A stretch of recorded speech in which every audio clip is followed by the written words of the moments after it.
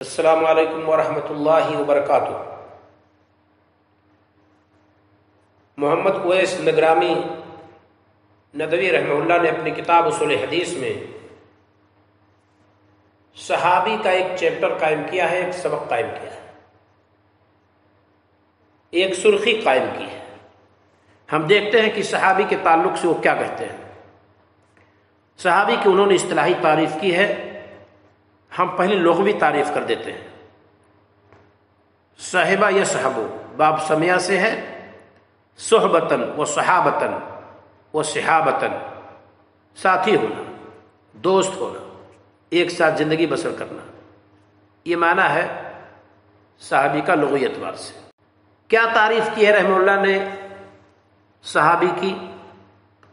ذرا دیکھتے ہیں، آپ رقم تراز ہیں۔ صحابی وہ ہیں جن کو ایمان کی حالت میں نبی صلی اللہ علیہ وسلم سے ملاقات یا آپ کا دیدار نصیب ہوا ہو اور ایمان ہی پر ان کی وفات ہوئی ہو۔ یہ ہے محمد اویس نگرامی رحمہ اللہ تعریف کرتے ہیں صحابی کی۔ دو لفظ یہاں آپ دیکھیں، حالت ایمان میں نبی صلی اللہ علیہ وسلم سے ملاقات کی ہو یا آپ کا دیدار نصیب ہوا ہو۔ ملاقات اور دیدار، آپ نے دونوں لفظ کو اکٹھا کر دیا ہے۔ سلف اور خلف میں سے جتنے لوگوں نے صحابی کی تعریف کی ہے،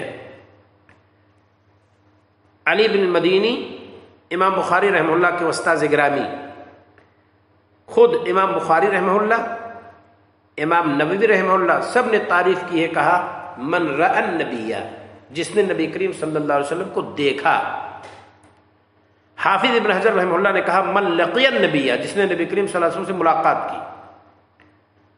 اور جو تعریف نقل کی ہے محمد اویس نگرامی رحمہ اللہ نے، اس میں دونوں کو اکٹھا کر دیا گیا ہے۔ یہ دراصل بعد کے لوگوں کی ہوئی تعریف ہے جس نے اکٹھا کرنے کی کوشش کی ہے، اور یہ تعریف آپ نے لی ہے ظفر الامانی بے شرح مختصر سید الشریف الجرجانی فی مصطلح الحدیث۔ یہ کتاب ہے محمد عبد الحی اللکھنوی رحمہ اللہ کی، جس کی تحقیق عبد الفتاح ابو غدہ نے کی ہے۔ تو انہوں نے ملاقات اور دیدار دونوں کو اکٹھا کر دیا ہے۔ کون سی ایسی عبارت ہم ذکر کریں تعریف میں عبارت کم رہے اور جامع اور معنی رہے؟ حافظ ابن حجر رحمہ اللہ نے جو تعریف کی ہے، ہم ذرا دیکھتے ہیں کہ ان کی تعریف کیا ہے۔ اس کو علماء نے بہت ہی بہتر سمجھا ہے اور جامع اور معنی سمجھا ہے۔ حافظ ابن حجر رحمہ اللہ کی یہ تعریف ان کی کتاب الاصابہ فی تمییز الصحابہ جلد نمبر 1 صفحہ 8 پہ موجود ہے، اور انہی کی کتاب نخبۃ الفکر فی مصطلح اہل الاثر میں موجود ہے۔ کیا تعریف کی ہے ذرا دیکھیے۔ ہوا من لقی النبی صلی اللہ علیہ وسلم مؤمنا بہ، وہ خوش نصیب شخص جس نے آپ پر ایمان رکھنے کی حالت میں آپ سے ملاقات کی ہو۔ لقیہ کا لفظ اس صحابی کو بھی داخل ہے، شامل ہے جو دیکھ سکتا تھا، اور اس کو بھی داخل ہے جو نہیں دیکھ سکتا تھا۔ اور جب رآ کا لفظ استعمال کریں گے تو عبداللہ ابن ام مکتوم جیسے صحابی کو صحابیت کے درجہ سے ہم اور آپ کو ہٹانا ہوگا، کیونکہ وہ دیکھ نہیں سکتے تھے۔ تو لقیہ کا لفظ اسی وجہ سے مناسب سمجھا گیا ہے کہ حافظ ابن حجر رحمہ اللہ نے یہ لفظ استعمال کیا ہے جس نے نبی کریم صلی اللہ علیہ وسلم سے جس نے ملاقات کی۔ دوسری بات، ملاقات کا لفظ ایک پل، ایک گھنٹہ، ایک دن، ایک ہفتہ، ایک مہینہ، ایک سال کی لقاء کو شامل ہے۔ مدت چاہے طویل رہی ہو، مدت چاہے قصیر رہی ہو، اگر نبی کریم صلی اللہ علیہ وسلم سے ملاقات ہو گئی حالت ایمان میں تو اسے صحابی کا درجہ حاصل ہو جائے گا۔ یہ بھی حافظ ابن حجر رحمہ اللہ کی تعریف اس کا فائدہ دیتی ہے۔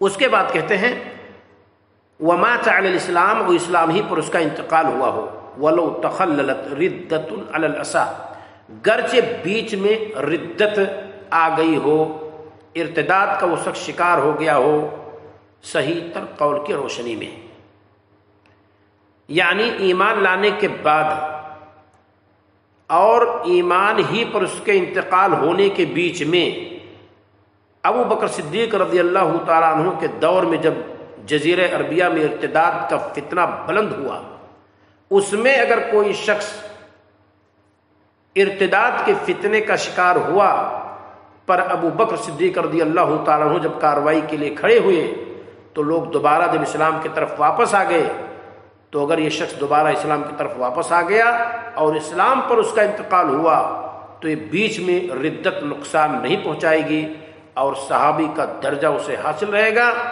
اور یہ رتبہ اس سے چھینا نہیں جا سکتا ہے۔ تو یہ حافظ ابن حجر الاسقلانی رحمہ اللہ نے تعریف کی ہے صحابی کی۔ کچھ لوگوں کا گمان یہ ہے کہ سعید بن المسیب رحمہ اللہ نے کہا ہے کہ لا يعد من الصحابۃ الا من اقام مع النبی صلی اللہ علیہ وسلم سنۃ فصاعدا، صحابہ میں شمار نہیں ہو سکتا ہے مگر اس کا جس نے نبی صلی اللہ علیہ وسلم کے ساتھ 1 سال یا اس سے زائد قیام کیا ہو، او غزا معه غزوۃ فصاعدا، یا آپ صلی اللہ علیہ وسلم کے ساتھ 1 یا اس سے زیادہ لڑائیوں میں شریک رہا ہو، اسے صحابی کہیں گے۔ اب لڑنے کی قید اگر آپ لگاتے ہیں تو حسین رضی اللہ تعالیٰ عنہ کو صحابی کے درجہ سے ہٹا دینا ہوگا، کیونکہ وہ چھوٹے تھے اور انہوں نے اس وقت نبی کریم صلی اللہ علیہ وسلم کے زمانے میں تلوار نہیں اٹھائی، لہذا یہ کہنا کہ سعید بن مسیب رحمہ اللہ کا یہ کہنا ہے یہ غلط ہے۔ اولاً یہ نسبت ان کی طرف درست نہیں ہے، اور اسے علامہ سیوطی رحمہ اللہ نے، جن کا انتقال 911 ہجری میں ہوا، اپنی کتاب تدریب الراوی جلد نمبر 2 صفحہ 210 پر انہوں نے لکھا ہے اور اسے سعید بن مسیب کا قول درج کیا ہے۔ تو سعید بن مسیب کا یہ قول، جسے لے کر کے بہت سارے لوگوں نے بعض صحابہ کو صحابیت کے درجہ سے نکالنے اور ہٹانے کی کوشش کی ہے، ان کو جاننا چاہیے کہ سعید بن مسیب رحمہ اللہ کی تعریف ان سے منقول نہیں ہے، یہ غلط ان کی طرف منسوب کیا گیا ہے اور یہ درست نہیں ہے، اور جو جامع و معنی تعریف کی گئی ہے وہ حافظ ابن حجر الاسقلانی رحمہ اللہ کی ہے۔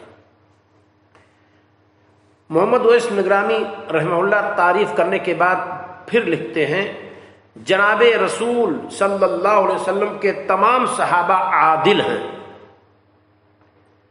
کیونکہ اللہ اور اس کے رسول نے ان کو عادل قرار دیا ہے، اور اللہ اور اس کے رسول جسے عادل قرار دے پھر کسی اور کے تعدیل کی اور کسی اور کے طرف سے تائید کی ضرورت نہیں ہے۔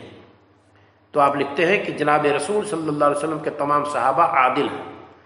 اس کے بعد عادل کا مطلب بتاتے ہیں، کہتے ہیں ان کے عادل ہونے کا مطلب یہ ہے کہ جناب محمد رسول صلی اللہ علیہ وسلم، محمد رسول اللہ صلی اللہ علیہ وسلم کی طرف جان بوجھ کر انہوں نے کبھی کوئی غلط بات منسوب نہیں کی ہے، یہ کہتے ہیں عدالت کا مطلب ہے، یعنی نہایت ہی پاکیزگی کے ساتھ، عدل و انصاف کے ساتھ، عدالت کے ساتھ انہوں نے دین کی باتوں کو لیا اور نہایت امانت داری کے ساتھ نبی کریم صلی اللہ علیہ وسلم کی طرف سے اسے دوسرے لوگوں تک پہنچا دیا، اور ان سے کوئی بات اس تعلق سے غلط ثابت نہیں ہے، نہ ثابت ہے نہ ہی وہ اس کی جسارت کر سکتے تھے، یہ بھی ہمیں اور آپ کو کہنا ہے۔